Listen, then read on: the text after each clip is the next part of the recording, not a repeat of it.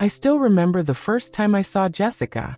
It was a Tuesday afternoon, the kind of quiet clinic day where you hope nothing unexpected walks through the door. But when she came in, something felt different from the moment she stepped into the waiting room.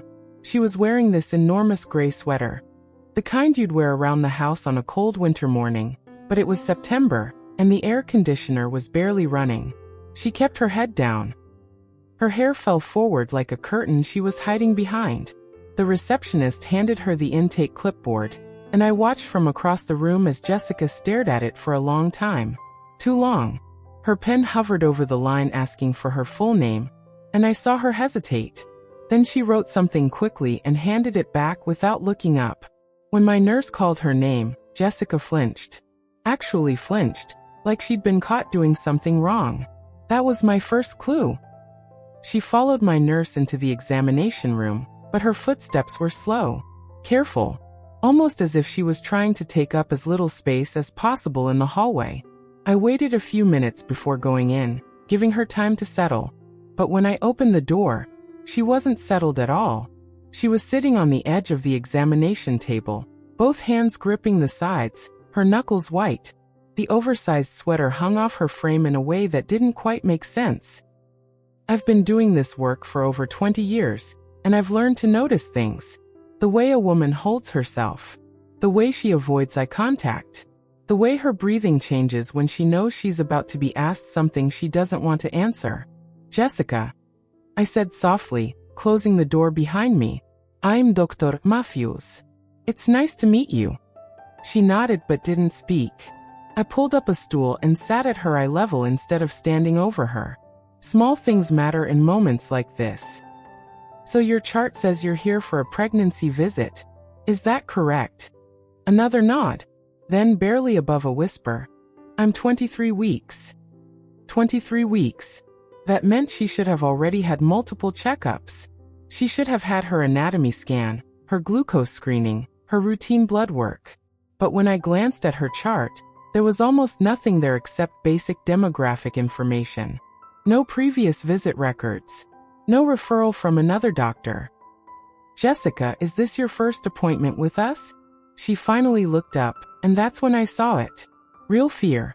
Not the nervous kind that first-time mothers usually bring into my office. This was deeper. Heavier. The kind of fear that lives in a person's bones.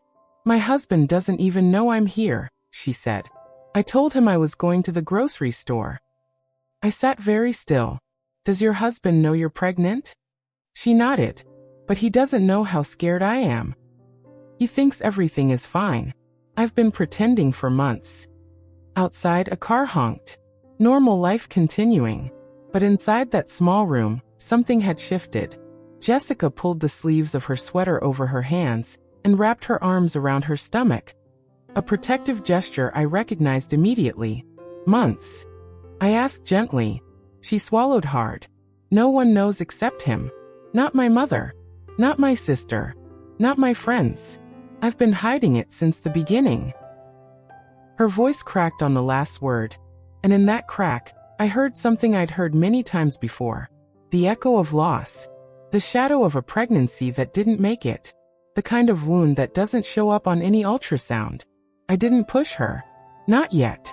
Instead, I reached for the blood pressure cuff and asked if I could check her vitals. She hesitated, then nodded. As I wrapped the cuff around her arm, I noticed how thin she was beneath that enormous sweater. And when I placed my hand gently on her abdomen to feel for the baby's position, her whole body tensed like she was bracing for pain. But then something happened. The baby moved, a small flutter against my palm, and Jessica's eyes filled with tears she'd been holding back for what looked like months. She hadn't come to the grocery store at all. She'd come looking for someone to finally see her. I didn't say anything right away. Sometimes the best thing a doctor can do is just be present. Let the silence do its work. Jessica sat there with tears sliding down her cheeks, not wiping them away, not apologizing for them, just letting them fall. That told me more than any words could. After a minute, I handed her a tissue and said, "You're 23 weeks along. That means you've been carrying this secret for almost 6 months. That's a long time to hold something so heavy alone." She took the tissue but didn't use it. Just held it in her lap, crumpling it between her fingers. I thought if I didn't say it out loud, nothing bad could happen. Like the universe wouldn't notice if I just stayed quiet. Have you ever heard something that made your chest ache? That was that moment for me. Because I've seen this before. Women who believe that silence is protection. That if they don't attach to the pregnancy, if they don't announce it, if they don't let themselves hope, then loss won't find them. But loss doesn't work that way. And neither does fear. Jessica, I said carefully. Can you tell me why you're so afraid? Her breath hitched. For a moment, I thought she wasn't going to answer. She stared at the wall behind me, at the poster about prenatal vitamins, at anything except my face. Then she whispered something so quiet I had to lean forward to hear. Because I already lost one. The words hung in the air between us. Heavy. Final. The kind of confession that changes everything. I was 20 weeks with my first pregnancy, she continued, her voice trembling. A little girl. We had already picked out her name. Ellie. I used to sit in the nursery and talk to her while I painted the walls yellow. I was so happy, so sure that everything would be fine. She stopped, pressed her lips together like she was trying to hold back a wave of memory. What happened? I asked softly. The ultrasound showed her heart had stopped. No warning, no bleeding, no pain. She was just gone. Jessica's hands moved to her stomach again, that same protective gesture. They told me it wasn't my fault. But my mother, she said I should have been more careful. She said I worked too hard and didn't rest enough. She said maybe if I had stayed home more, eaten better, been more responsible. I felt my own chest tighten. The cruelty of those words, spoken by someone who should have offered comfort instead of blame. After the delivery, Jessica went on, I couldn't look at myself in the mirror for months. Every time I saw my body, I just saw failure. And when I got pregnant again last winter, I swore I wouldn't tell anyone. Not my mother. Not my friends. Not even my best friend who I've known since kindergarten. What about your husband? Jessica finally looked at me. Her eyes were red, exhausted, carrying a weight no 28-year-old should have to bear. Mark knows. But he doesn't know how bad it is. He thinks I'm just being cautious. He doesn't know that I lie awake every single night waiting for it to happen again. Her voice broke completely on the last word. And in that moment, I understood why she was wearing that oversized sweater in September. Why she had hesitated at the intake form. Why she had come alone and lied to her husband. She wasn't hiding her pregnancy from the world. She was hiding from the possibility of losing it. What would most mothers feel in that moment? The desperate need to protect something by pretending it doesn't exist. The exhausting math of hoping and fearing at the same time. The weight of carrying grief and love together, day after day, until you can barely stand.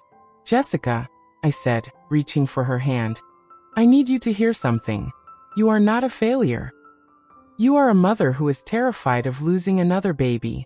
And that fear, as heavy as it is, does not mean something is wrong with you. She squeezed my hand. Hard.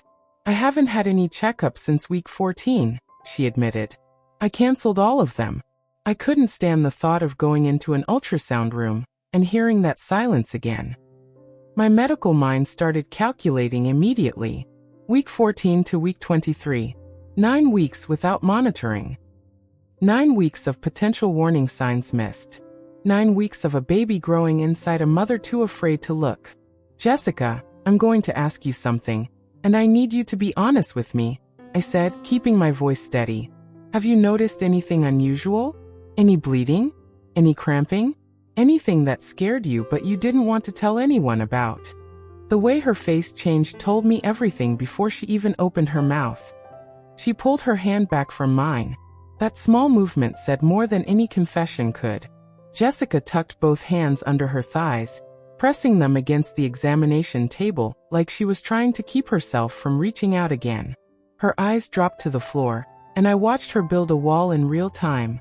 Jessica, I said gently, whatever you tell me stays in this room. I'm not here to judge you. I'm here to help you and your baby. But I can't help if I don't know the truth.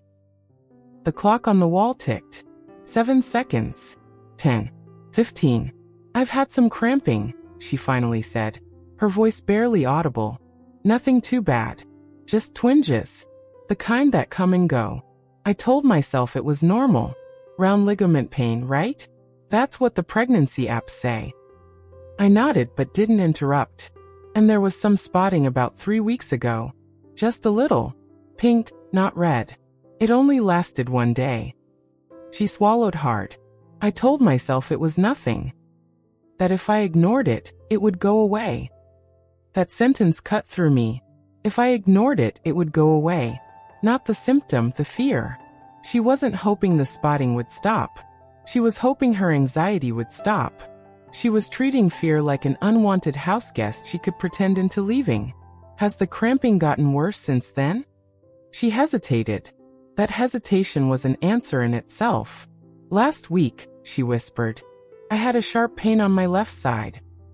It woke me up at 3 in the morning. I sat on the bathroom floor for an hour until it passed. Mark woke up and asked if I was okay. I told him I had indigestion. Did the pain come back? Jessica nodded. 2 nights ago. Not as bad, but different. Lower. Like pulling. I made a mental note of every detail. Left side pain. Spotting 3 weeks ago. Pulling sensation in the lower pelvis. These weren't symptoms to ignore. These were warning signs that needed investigation. But I also understood why she had buried them. When you've already lost 1 baby, every twinge feels like the beginning of the end. So instead of running toward help, you run away from it. You convince yourself that if you don't confirm the problem can't be real. I need to do an ultrasound, I said. Not because I think something is wrong. Because we need to know what's happening so we can take care of you both. Will you let me do that? She didn't answer right away. Her hands were shaking now. Visible tremors even though she was trying to hide them. I've seen that shake before.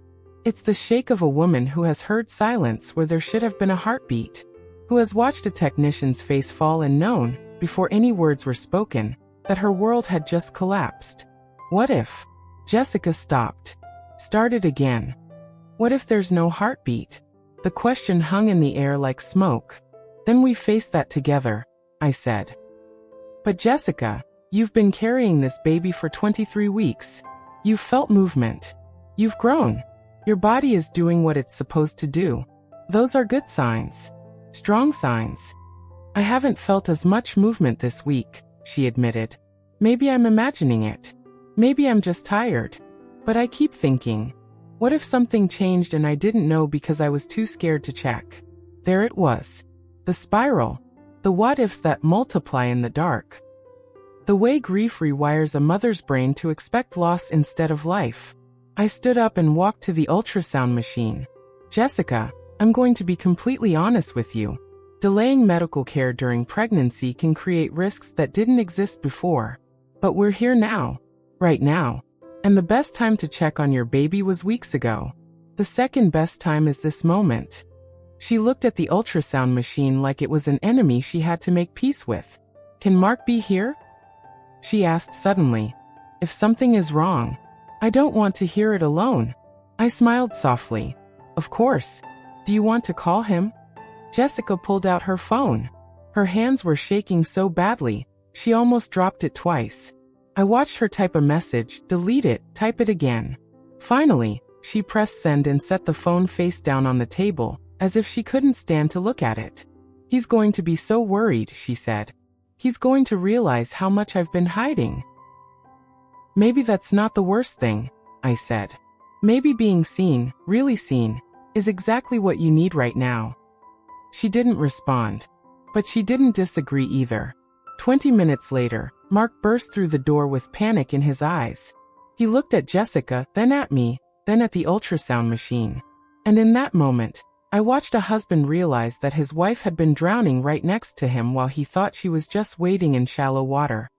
Mark stood in the doorway like a man who had just been told the ground beneath him wasn't solid. His eyes moved from Jessica's tear-streaked face to the ultrasound machine, then back to her. He was still wearing his work clothes, a button-down shirt with the sleeves rolled up, a lanyard with his company ID dangling from his pocket. He must have left straight from the office. "Jess," he said, his voice careful, controlled. "What's going on? Your message just said come now." Jessica couldn't look at him. She stared at her hands in her lap, those trembling hands that had been holding so many secrets for so long.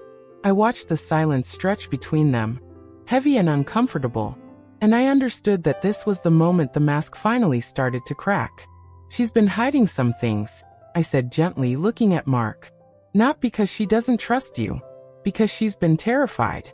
And sometimes fear makes us isolate ourselves even from the people who love us most." Mark walked slowly to Jessica's side. He didn't sit. He stood beside her, close enough to touch but not touching, as if he wasn't sure he was allowed anymore. "Hiding what? Jess, what's going on?" Jessica finally looked up at him, and the expression on her face made my throat tighten. It was the look of someone who had been performing for so long she had forgotten how to be real. Someone who had smiled through dinners, laughed through conversations, made love to her husband while secretly waiting for disaster. "I haven't been going to my appointments," she whispered. "I stopped after week 14. I told you I was going, but I wasn't. I've been sitting in parking lots or driving around or hiding in the library." Mark blinked. "Once. Twice. You told me you had the anatomy scan. You said everything looked good. Elite." The two words fell between them like stones. Mark took a step back, running his hand through his hair. I could see him replaying the last 9 weeks in his mind. All the mornings he had kissed her goodbye. All the evenings he had asked how her day went. All the times she had smiled and said fine when nothing was fine at all. "Why?" His voice cracked. "Jess, why would you lie about that? I've been asking you to let me come to appointments. You kept saying you wanted to go alone. I thought you were just being independent." Jessica's shoulders shook. "Because I couldn't bear to hear bad news with you in the room. Because if something was wrong, I didn't want to see your face when you found out. Because after Ellie, I watched you cry in the shower so I wouldn't hear you. And I can't do that again. I can't." Ellie, their daughter who never came home. The name hung in the air between them, and I saw Mark's composure shatter. He dropped to his knees beside the examination table and took Jessica's hands in his. "I'm not the one you're protecting," he said, his voice thick. "You're protecting yourself. And I love you too much to let you keep doing this alone." Jessica broke. Not the quiet tears from before. These were ugly, heaving sobs that came from somewhere deep. The kind of crying that happens when a dam finally breaks after months of holding back a flood. Do you think hope alone can sometimes keep a mother strong? Yes. But so can being seen. So can someone saying I'm here when you've convinced yourself that no one would understand. I gave them a moment. Then I gently said, "Jessica, I know this is hard. But I need to do that ultrasound now. The cramping and spotting you told me about. We can't wait any longer to check on your baby." Mark looked at me sharply. "Spotting? What spotting?" "When?" Jessica closed her eyes. 3 weeks ago. And there was pain last week. And the week before that." Mark's jaw tightened. I could see the fear rising in him. Not anger, not blame, but pure, raw terror. The kind of terror that comes from realizing someone you love has been suffering in silence while you slept beside them every night. "Please," Mark said to me, his voice breaking. "Please check on our baby." I moved the ultrasound machine closer and asked Jessica to lie back. She gripped Mark's hand so hard her knuckles went white. Her chest was rising and falling too fast, and I could hear the panic in every breath. "Jessica, I need you to breathe with me," I said. "Slow inhale. Slower exhale. Your baby can feel your heart rate right now. The calmer you are, the calmer the baby will be." She tried. She really tried. But when I lifted her sweater, that enormous gray sweater she had been hiding inside for months, and exposed her belly, I saw something that made my own breath catch. Her belly was smaller than it should have been for 23 weeks. Much smaller. And when I placed my hand on her lower abdomen, I could feel tightness, hardness, the kind of tension that doesn't come from anxiety alone. Something wasn't right. I squeezed the cold gel onto her skin, and Jessica flinched like it burned. Mark whispered something in her ear. I couldn't hear what, and she nodded, tears still streaming down her face. I picked up the probe, took a breath, and placed it on her belly. The room went silent. The first thing I saw on the screen was movement. That was good. Movement meant life. But movement alone didn't tell me everything I needed to know. I adjusted the probe, angling it lower, trying to get a clear picture of what was happening inside this terrified mother's body. Jessica wasn't breathing. I could see her chest frozen mid-rise. Her eyes fixed on the ceiling as if looking at the screen would make something bad happen. Mark, though. Mark was staring at the monitor like his whole existence depended on every pixel. There's the baby, I said softly, pointing to the small shape on the screen. See the heartbeat? Right there. Jessica's head turned slowly. She looked at the monitor with the expression of someone who expected to see a ghost. But there it was, a tiny flickering light in the center of her baby's chest. Steady. Strong. Is that normal? She whispered. The heart rate looks good, I said. Strong and regular. But Jessica, I need to check a few other things. The cramping and spotting you mentioned. I want to look at your placenta placement and your cervical length. Her face paled. Why? What are you looking for? I chose my words carefully. Sometimes when mothers have had a previous late miscarriage, the cervix can weaken in subsequent pregnancies. It's something we monitor closely. And the pain you described on your left side. I want to make sure your placenta isn't positioned somewhere that could cause problems. Mark squeezed Jessica's hand. Is the baby okay? That's all we need to know right now. Is our baby okay? The baby is alive, I said. The heartbeat is good. But I'm seeing something on the screen that concerns me. Jessica sat up slightly, her eyes wide. What? What do you see? I turned the monitor slightly so they could both see better. Your amniotic fluid levels are lower than they should be for 23 weeks. Significantly lower. And your cervix, it's shorter than it was likely measuring earlier in your pregnancy. Jessica's hand flew to her mouth. Is that bad? Is that very bad? Low fluid and cervical shortening can be warning signs. I explained, keeping my voice calm even as my medical mind raced through possibilities. Sometimes they indicate that the body is preparing for labor too early. Other times they can point to issues with the placenta. But Jessica, I need to ask you again. Have you been taking your prenatal vitamins? She shook her head. I ran out at week 16 and never refilled them. And your water intake? I don't know. I've been so stressed. I forget to eat sometimes. Mark works late, and I just sit at home and worry. Mark made a sound, a small, wounded noise that made me look at him. His eyes were wet. Jess, why didn't you tell me? I would have bought the vitamins. I would have brought you water. I would have done anything. Because I thought if I pretended it wasn't happening, I couldn't lose it, she said, her voice breaking. Every time I took a vitamin, I felt like I was admitting that this pregnancy was real. And if it was real, I could lose it. Like Ellie. I couldn't survive losing another baby, Mark. I couldn't. There was so much pain in that confession. Pain that had been festering for 18 months, growing in the dark corners of her heart where no one could see. Jessica hadn't just been hiding her pregnancy from other people. She had been hiding from her own hope. Low fluid levels can sometimes improve with rest and hydration, I said. But the cervical shortening concerns me more. At this rate, without intervention, you could go into premature labor within weeks. Possibly sooner. Jessica's whole body went rigid. Weeks? But I'm only 23 weeks. That's too early. The baby won't survive if he comes that early. Which is why we need to act now, I said firmly. No more hiding. No more canceled appointments. No more sitting alone in parking lots pretending everything is fine. Your baby needs you to be brave, Jessica.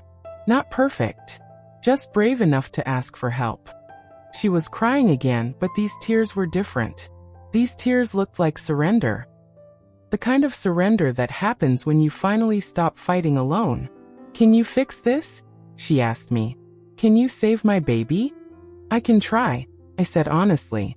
But I need you to trust me. And I need you to stop running from every ultrasound, every checkup, every piece of information that might scare you. Fear is not your enemy, Jessica. Silence is. Silence is what lets problems grow until they become emergencies. Mark knelt beside the table again, his forehead pressed against Jessica's shoulder. We're going to get through this, he whispered. Together. No more lies. No more hiding. Just us and this baby and whatever comes next. Jessica looked down at her belly, her small, hard belly that had been hiding so much for so long. She placed both hands on it, and for the first time since walking into my office, I saw something other than fear in her eyes. I'm sorry, she said to her baby. I'm so sorry I was too scared to take care of you. The baby moved on the screen, a small kick, a shift of position. And Jessica laughed. It was a broken, tear-soaked sound, but it was a laugh. The first one she had probably allowed herself in months. There's hope, I said. But hope without action is just wishful thinking. Are you ready to fight for this baby, Jessica? Really fight? She nodded. Yes, I'm ready. I didn't tell her then how hard the fight would be. I didn't tell her about the weeks of bed rest ahead, the medications, the monitoring, the constant fear of what might happen next. Some truths need to be delivered slowly, like medicine you have to take in small doses. But I also didn't know that the real crisis was still waiting, just 3 weeks away, in the middle of the night, when everything would change in ways none of us expected. I admitted Jessica to the hospital that same day, not because she was in immediate danger, but because she needed something she hadn't had in months, someone watching over her. We started her on medications to help stop the cervical shortening. We hooked her up to 4 fluids to boost her amniotic levels. We attached monitors to her belly, so we could track the baby's heartbeat around the clock. And for 3 days, things actually started looking better. The baby's heart rate remained strong. Jessica's fluid levels crept up just enough to ease some of my concern. She ate real meals for the first time in weeks. Hospital food, yes, but food nonetheless. Mark stayed by her side, sleeping in the awful pull-out chair that every hospital room seems to have, waking up every time a nurse came in to check the monitors. I visited her twice a day.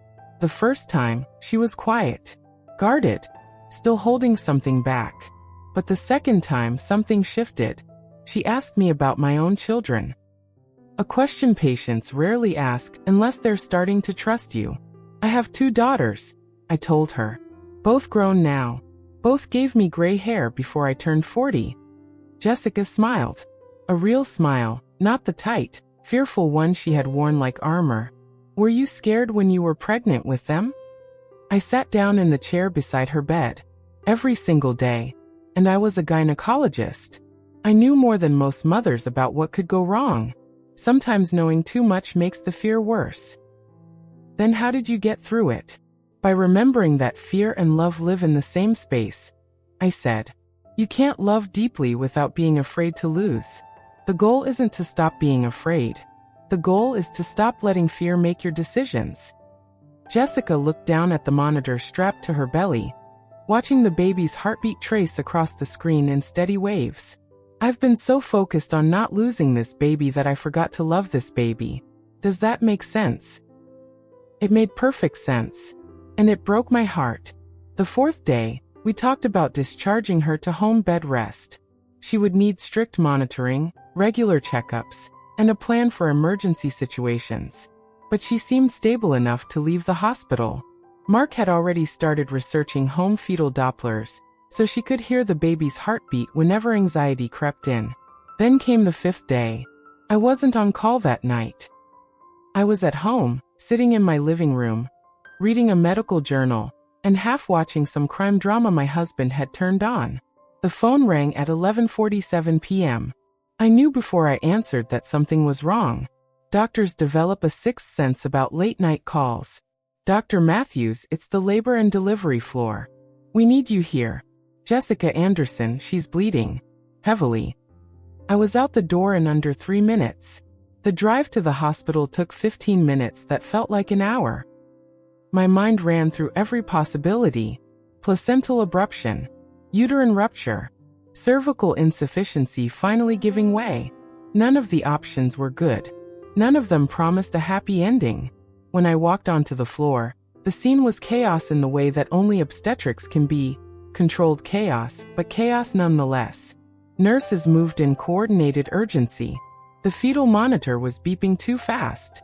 And Jessica was pale. Not just worried pale. Dangerously pale. The kind of pale that happens when a body is losing blood faster than it can replace it. Mark stood in the corner of the room, his hands pressed against the wall, like he was trying to hold himself upright. His face was wet. He wasn't crying, he was past crying. He was in that hollow place where tears don't come anymore. What happened? I asked, moving straight to Jessica's bedside. I was sleeping, Jessica said, her voice weak, thready. I woke up because I felt wet. And then there was so much blood. Dr. Matthews, there was so much blood. I pulled back the sheet and examined her. My heart dropped. This wasn't spotting. This was a hemorrhage. The kind that kills mothers and babies if not stopped immediately. Get the Dior ready, I said to the charge nurse. Stopped. And page the NICU team. We're going to need them. Jessica grabbed my wrist. Her grip was surprisingly strong for someone who looks so fragile. Is my baby going to die? I looked into her eyes, those terrified, exhausted, hopeful eyes, and I made a decision. No more soft words. No more gentle easing into hard truths. She had spent months hiding from reality. She deserved to hear it straight. Jessica, your placenta is likely detaching from the uterine wall. That's what's causing the bleeding. If it detaches completely, your baby will lose oxygen. We need to deliver him. Tonight. Probably within the hour. She stared at me. But I'm only 24 weeks now. He's not ready. He won't survive. 24-week babies can survive, I said. It's not guaranteed. The odds are against us. But they can survive. What they cannot survive is staying inside a body that's bleeding out around them. Mark pushed off from the wall and crossed to Jessica's side. He took her face in his hands, those hands that had been pressed against the wall, white-knuckled with terror, and he said something I will never forget. Jess, you carried Ellie until her heart stopped. You never got to fight for her. But this baby is still fighting. His heart is still beating on that monitor right now. Don't you dare give up on him when he hasn't given up on us. Have you ever seen someone find strength they didn't know they had? That happened in that room. Jessica's eyes changed. The fear was still there. It would always be there. But something else joined it. Something fierce. Something maternal in the truest sense of the word. Save my son, she said to me. Whatever it takes. Save my son. I squeezed her hand once, then turned to lead the team into the operating room. Behind me, I heard Mark whispering to Jessica, praying maybe, or just promising. Either way, the words didn't matter as much as the love behind them. The door swung open. The lights blazed overhead. And somewhere in the middle of all that sterile brightness, a 24-week baby boy prepared to enter a world that wasn't ready for him. Carried by a mother who finally was. The operating room was cold. It always is. But that night, the cold felt different. Sharper somehow, as if the air itself knew how much was at stake. The team moved around me with practiced efficiency. Nurses setting up instruments. Anesthesiologists checking lines.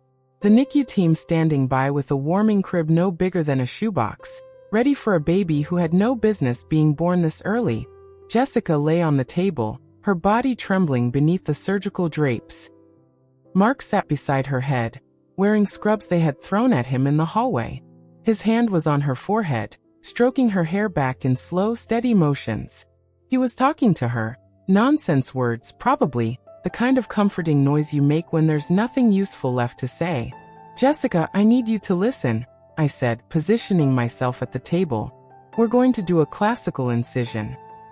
It's not the standard way we deliver babies, but it's faster, and speed is what matters right now. You're going to feel pressure. You might feel pulling. But you shouldn't feel sharp pain. Tell me immediately if you do. She nodded, her eyes wide and fixed on the ceiling. Will I be awake? Will I see him? You'll be awake. And yes, you'll see him. The NICU team will take him immediately. He's going to need help breathing. But you'll see him before they do." That seemed to settle something in her. She took a deep breath. The first real deep breath I'd seen her take since she walked into my clinic wearing that enormous gray sweater. "Mark," I said, "keep talking to her. Don't stop. Even if you don't know what to say, just keep your voice in her ear." He nodded, his jaw tight, and leaned closer to his wife. "Hey Jess, remember our first date? That terrible Italian restaurant where the waiter spilled wine all over your white dress? You laughed. I thought for sure you'd never speak to me again. But you laughed." A small sound escaped Jessica's throat. Not quite a laugh. Not quite a sob. Something in between. "I made the first incision," I said to the team. "Let's move." The surgery itself is a blur in my memory now. I've performed hundreds of C-sections, maybe thousands. But some of them stay with you differently. This was one of those.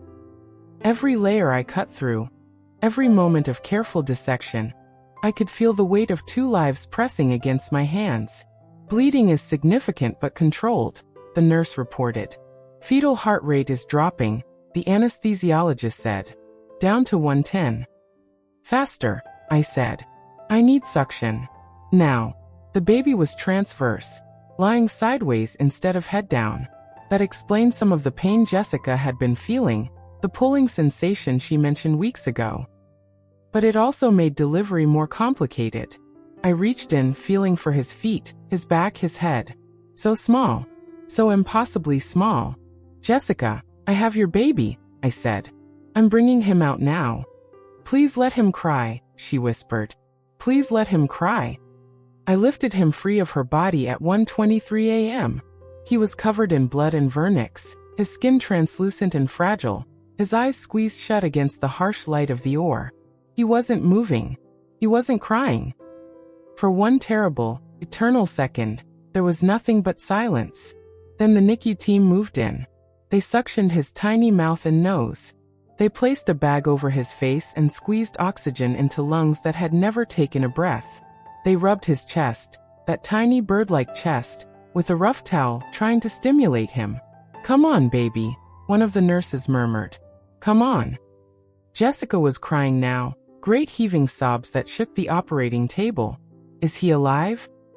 Please, someone tell me if my baby is alive." Mark had stopped talking.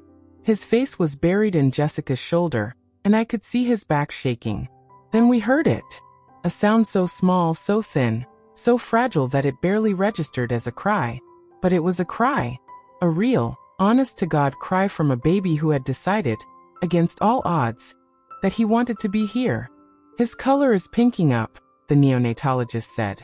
"Heart rate climbing to 140. Let's get him to the NICU. Now." They placed him briefly on Jessica's chest, just for a moment, just long enough for her to see him, to touch his tiny hand, to whisper something I couldn't hear. Then they whisked him away through the double doors, a whirlwind of beeping monitors and hushed voices and the relentless, desperate hope that keeps NICUs running 24 hours a day. Jessica's body sagged against the table. The adrenaline that had been keeping her upright drained away, leaving behind exhaustion so complete it looked like peace. "He cried," she said, her voice wondering. "I heard him cry." "You did," I said, working quickly to close the incision. "And that cry means his lungs are working better than we expected. It's not a guarantee. He has a long road ahead. But it's a start. A real start." Mark lifted his head. His face was a mess of tears and disbelief, and something I can only describe as awe. "A boy," he said. "We have a son." 17 inches, the nurse said, reading from the chart. 1 pound 12 ounces. 1 pound 12 ounces. Smaller than a carton of milk. Smaller than some dolls I'd seen in toy stores. But alive. Fighting. Present in a world that had almost lost him before he ever arrived. Can a mother's instinct sometimes be stronger than medical fear? Jessica had spent months convinced that hoping would lead to heartbreak. But in the end, it wasn't her fear that saved her baby. It was her love, the love she had tried so hard to suppress, The love she had hidden beneath oversized sweaters and canceled appointments and silence. That love was louder than any cry. And it had brought them all to this room, on this night, where something like a miracle had just unfolded. Jessica looked at me over the surgical drape. Can I see him? When can I see him? Soon, I promised. As soon as you're stable, I'll take you to him myself.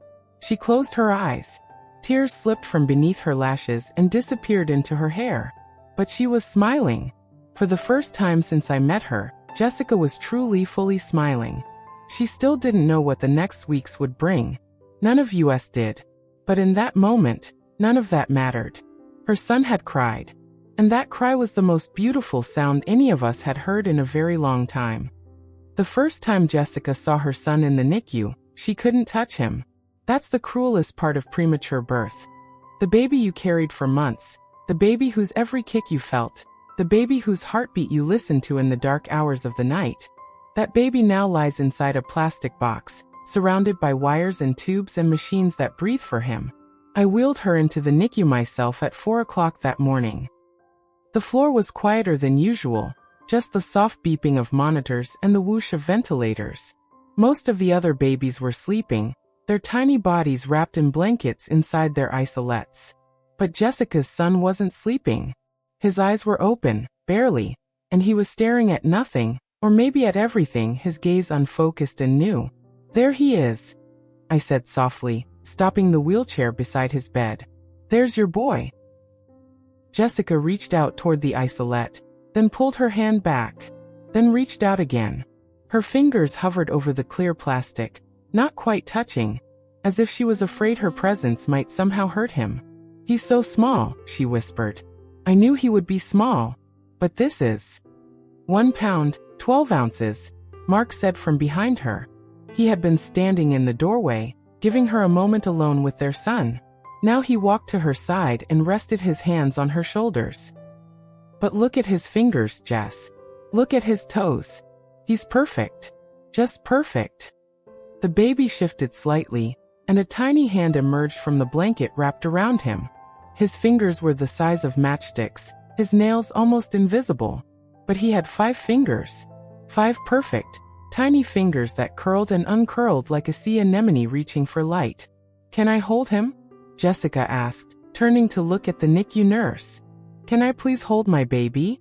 The nurse, a woman named Carla who had been working in NICUs for 20 years, smiled gently. Not yet, Mama. He needs to stabilize first. His lungs are very fragile right now, but you can put your hand inside the isolette. You can touch his foot. He'll know you're there. Jessica looked at me and I nodded. It's okay.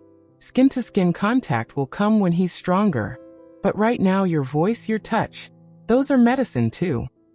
She reached through the circular port on the side of the isolette. Her hand trembled as she moved it toward her son's foot.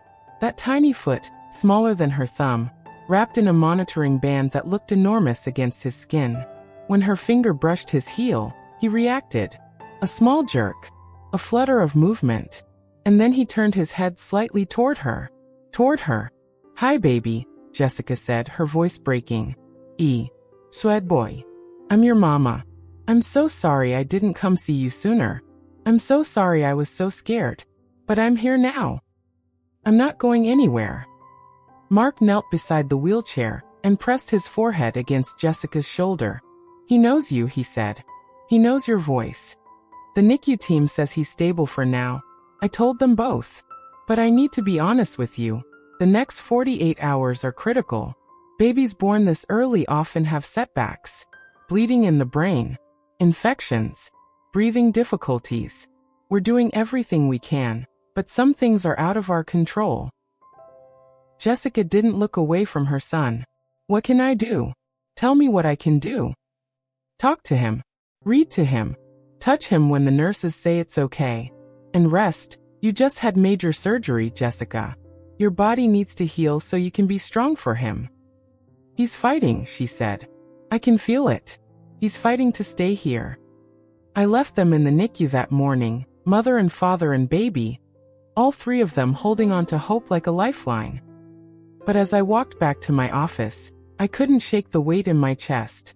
I had seen too many premature babies take 2 steps forward and 3 steps back. I had held too many mothers while they said goodbye.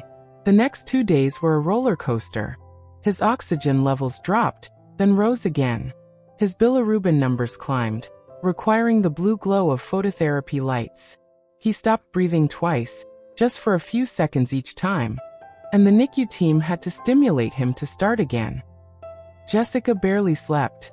Mark brought her coffee she never drank and sandwiches she never ate. But through it all, she talked to him. Endless streams of words, memories, hopes, promises, prayers. She told him about the nursery she had never finished painting, about the books she had bought but couldn't bear to open, about Ellie, his sister, the baby who didn't make it. "You have a sister watching over you," Jessica whispered on the second night, her hand resting on his back through the isolette port. "She never got to come home. But you're going to come home. I don't know when. But you will. And when you do, I'm going to hold you every single day until you're sick of me." On the third day, something shifted. Not a dramatic change. No sudden improvement. No miraculous healing. But a small thing. A tiny thing. The baby opened his eyes wider than before. And when Jessica spoke, his heart rate steadied. "Carla, the NICU nurse, pulled me aside that afternoon. I've been doing this for 2 decades, she said. And I've seen a lot of preemies. But this one," he responds to her. "Every time she talks, his vitals improve. That's not just coincidence, Dr. Matthews. That's connection." I looked through the window at Jessica, her face pressed against the isolette, her lips moving in words I couldn't hear. Mark sat beside her, one arm wrapped around her waist, both of them focused entirely on the tiny life fighting to survive between them. "There's something you should know," Carla continued. His latest head ultrasound came back clear. No bleeding. His lungs are still a mess, but his brain looks good. For a 24-weeker, that's almost unheard of. Almost unheard of. Those words echoed in my mind as I watched that family through the glass. Maybe it was luck. Maybe it was medicine. Or maybe, just maybe, it was something else entirely. Some miracles don't arrive with thunder and lightning. Some miracles arrive quietly, in the steady rhythm of a mother's voice and a baby's beating heart. The second week in the NICU was harder than the first. Much harder. The initial relief of survival had faded, replaced by the grinding reality of what prematurity actually means. Every day brought a new challenge. Every morning, Jessica walked into that unit not knowing what she would find. On day 8, the baby developed an infection. His temperature spiked to 102. His breathing became labored, his tiny chest heaving with effort. The doctor started antibiotics immediately, but they warned Jessica and Mark that sepsis in a 25-week baby could move fast. Too fast. "I need you to prepare yourselves," the neonatologist said, pulling them into a small family room off the NICU. The room had a couch, a box of tissues, and bad art on the walls. The universal decor of places where hard conversations happen. He's fighting hard, but his immune system is barely developed. The next 24 hours will tell us whether the antibiotics are working. Jessica didn't cry. That was what struck me. The woman who had cried in my examination room, who had sobbed in the operating room, who had wept over her son's isolette. She sat perfectly still, her face calm, her hands folded in her lap. She looked like a statue of a mother, carved from stone and grief. Mark did the crying for both of them. He sat with his elbows on his knees, his face in his hands, his shoulders shaking. But Jessica just stared at the wall, her expression unreadable. I came to sit with her after the neonatologist left. Mark had gone back to the bedside, unable to stay away. But Jessica remained in that small room, alone with her thoughts. "Jessica," I said quietly, sitting beside her. "Talk to me." "He's going to die," she said. Not a question. A statement. Flat. Empty. I finally let myself love him, and now he's going to die. I reached over and took her hand. Her skin was cold. "The doctors are doing everything they can. He's on the strongest antibiotics available. He's getting round-the-clock care. He's not giving up, Jessica. Don't you give up on him now." She turned to look at me, and for the first time, I saw something behind her eyes that I hadn't seen before. Anger. Not at me. Not at the doctors. Not even at fate. Anger at herself. "I did this," she whispered. "I didn't take the vitamins. I didn't go to the appointments. I didn't rest when I should have rested. I was so busy being afraid of losing him that I actually hurt him. My fear hurt my baby." There are moments in every doctor's career when you have to decide whether to offer comfort or truth. Sometimes they're the same thing. Sometimes they're not. "You didn't cause the placental abruption," I said firmly. "That can happen to any woman, at any time, for reasons we don't fully understand. But Jessica, and I need you to hear this, holding on to this guilt right now won't help your son. He needs you present. He needs you hopeful. He needs you to believe he can survive, because babies can feel what their mothers feel." Her jaw tightened. "What if I can't? What if I've used up all my hope?" "Then borrow mine," I said. "Borrow Mark's. Borrow Carla's. Borrow every nurse and doctor in that unit. We have enough hope for all of us. Just stay. Just keep showing up. That's all you have to do right now." She sat with that for a long moment. Outside the small window of the family room, the NICU buzzed with quiet activity.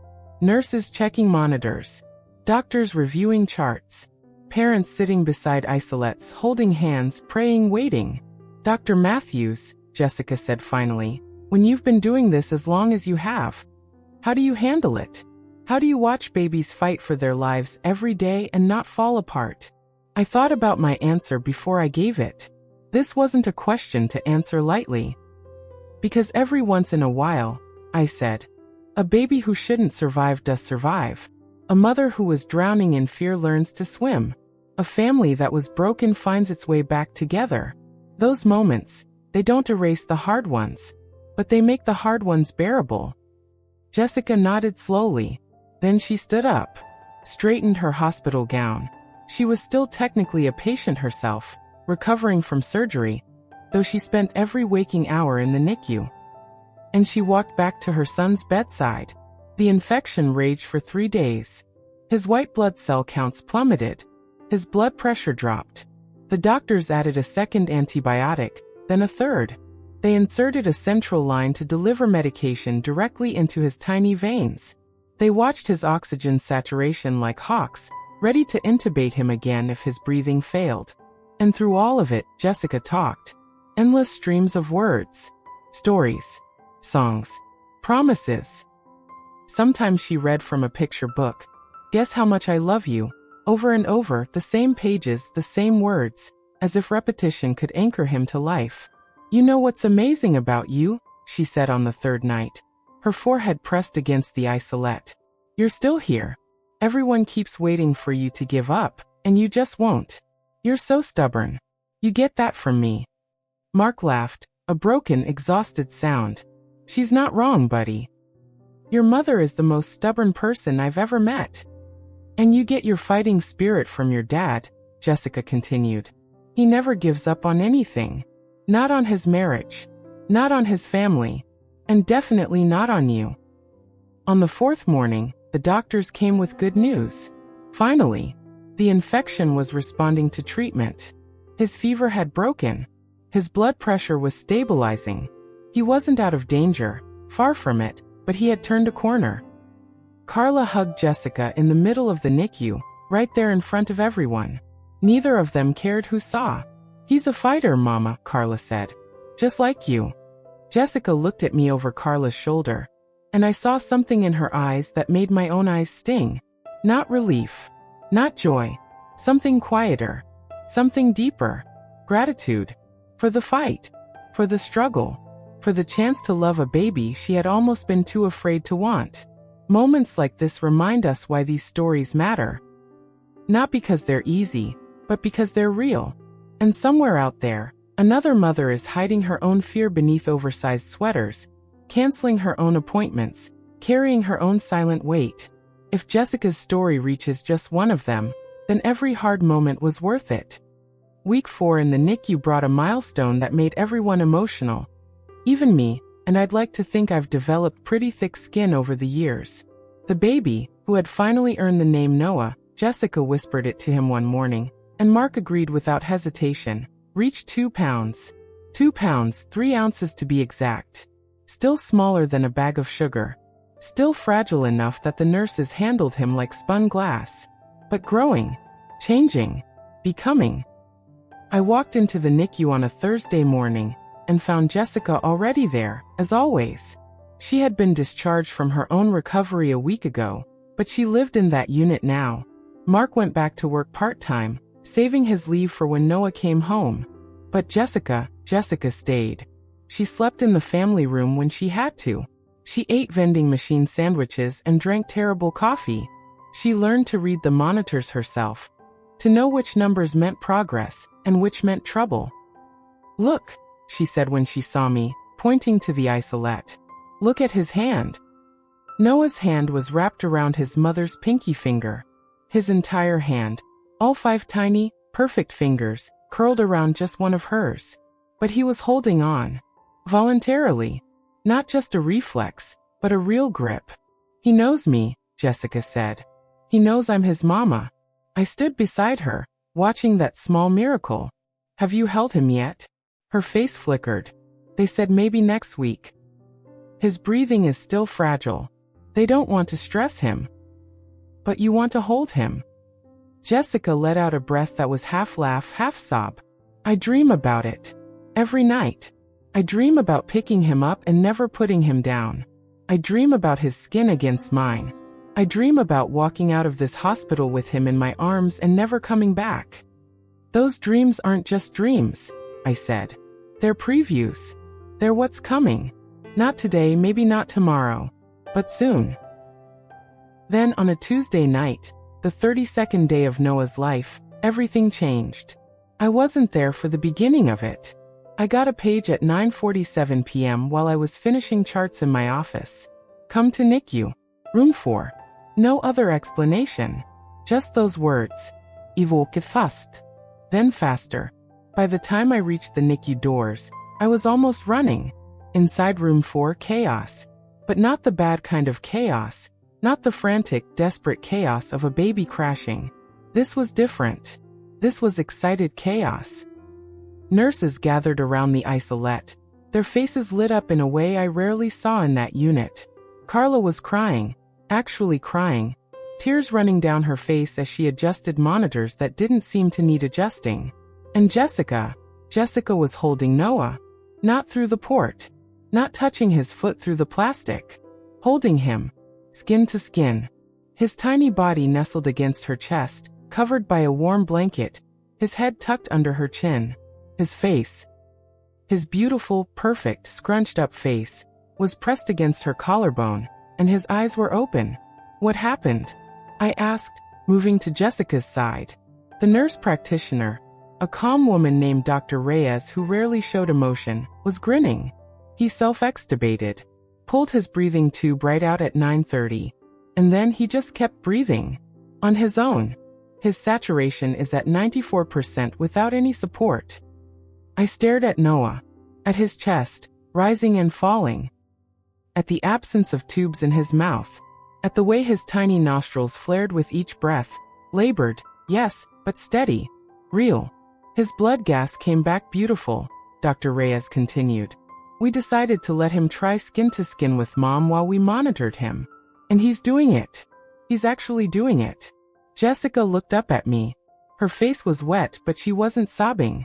She was glowing. That's the only word for it. Glowing. He cried, she said softly. When the tube came out, he cried. A real cry. Loud. Angry. The nurses laughed. They said they've never heard a 28-week baby cry that loud. Can I hear him?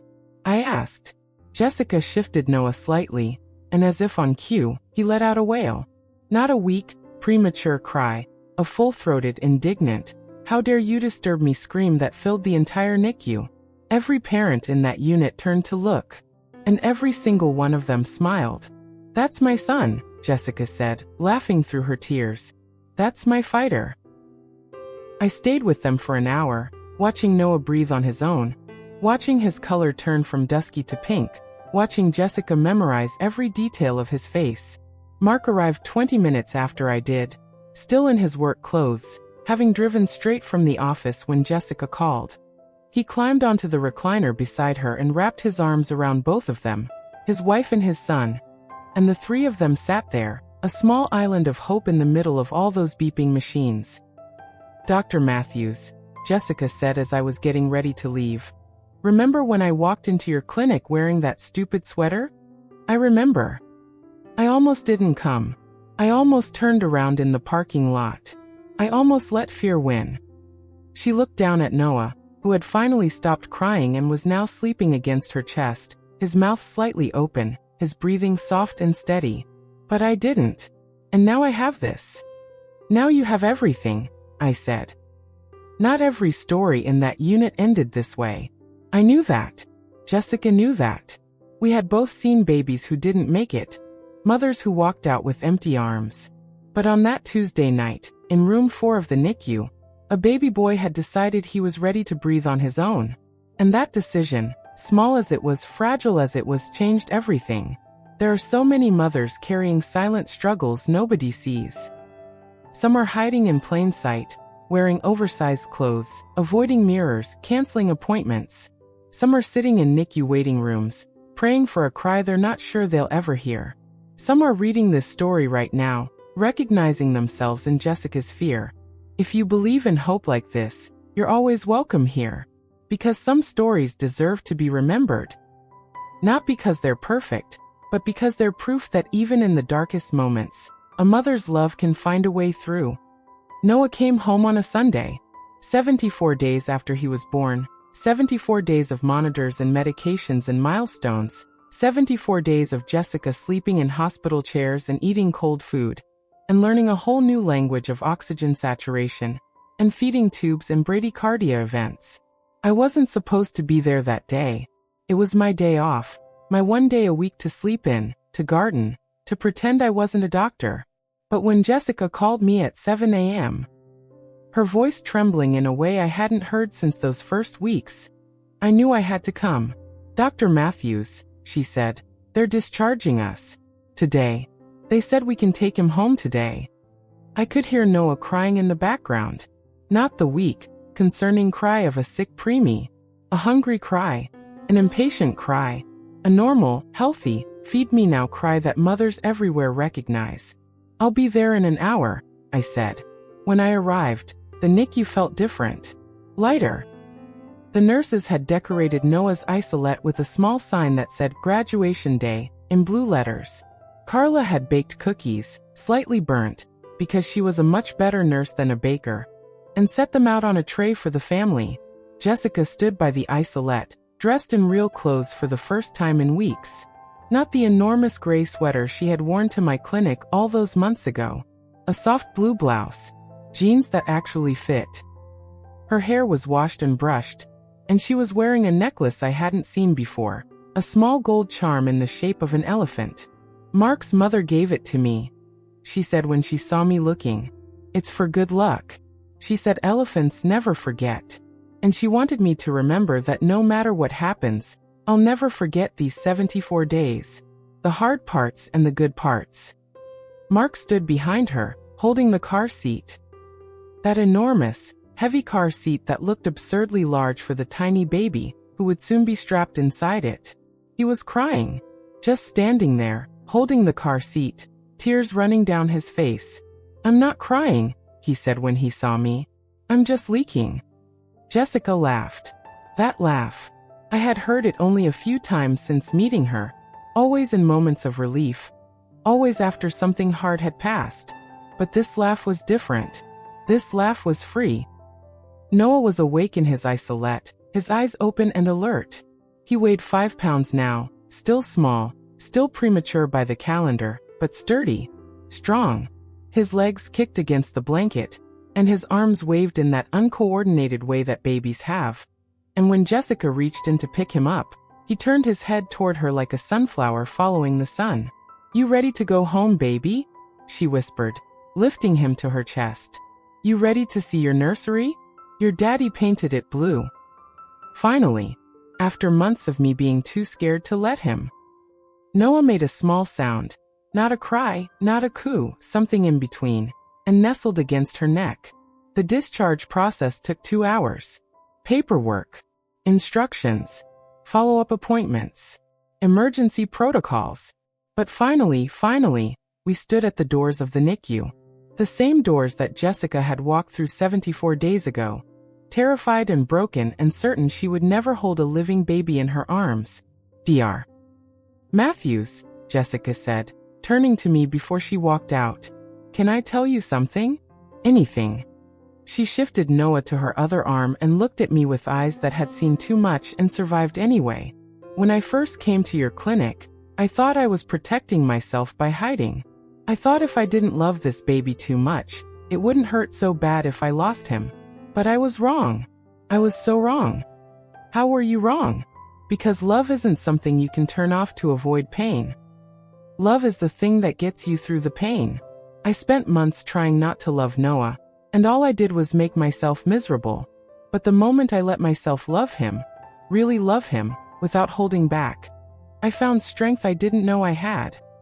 I felt tears prick my own eyes. After 20 years of this work, you'd think I'd have better control. But some moments are bigger than professionalism. He's lucky to have you, I said. No, Jessica said, looking down at her son. I'm lucky to have him. He taught me that being a mother isn't about being unafraid. It's about being afraid and loving anyway. She walked through those doors. Mark followed, carrying the diaper bag and the car seat and a dozen balloons from the nurses. And I stood there in the doorway of the NICU, watching them go, listening to the soft beep of monitors behind me and the soft cry of other mothers still waiting for their own graduation days.